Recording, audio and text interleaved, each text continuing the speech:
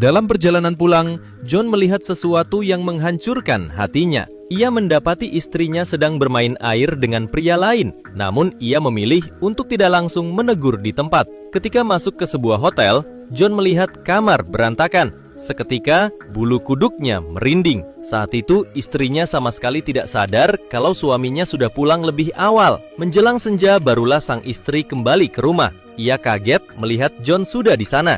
Dengan gugup, ia memeluk suaminya dan bertanya kenapa pulang lebih cepat. John tidak menjawab secara langsung. Ia hanya balik bertanya dari mana saja istrinya. Melihat istrinya masih berusaha berbohong, John masih sempat berharap ia mau berubah.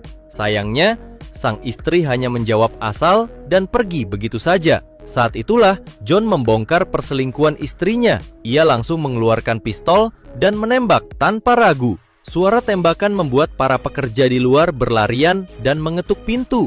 John melepaskan beberapa tembakan lagi ke arah jendela untuk menakuti mereka. Setelah itu, ia memindahkan tubuh istrinya, mengambil selongsong peluru, menghapus sidik jari, lalu membuangnya ke lantai. Pakaian yang ia kenakan dibakar, dan sisa jejak darah ia bersihkan dengan air panas. Bukannya kabur, John justru duduk tenang menunggu polisi datang. Polisi akhirnya mengepung villa tersebut. John dengan tenang meminta seorang polisi bernama Nick untuk masuk dan bernegosiasi. Anehnya, Nick bukanlah negosiator. Bahkan ia tak pernah berhubungan dengan John sebelumnya. Namun kenyataannya, Nick adalah pria selingkuhan sang istri. Ia baru sadar siapa sebenarnya wanita itu ketika melihat foto keluarga di dinding villa. Panik, ia berlari dan mendapati sang istri John ternyata masih hidup. Saat itu, John kembali mengangkat pistolnya. Nick kaget bukan main, lalu berhasil menjatuhkan senjata John dan melumpuhkannya. Polisi lain segera masuk dan mengamankan John, sementara wanita itu langsung dibawa ke rumah sakit. Nick menatap John dengan penuh amarah, tapi John hanya tersenyum dingin di dalam mobil polisi, seolah semua sudah sesuai dengan rencananya.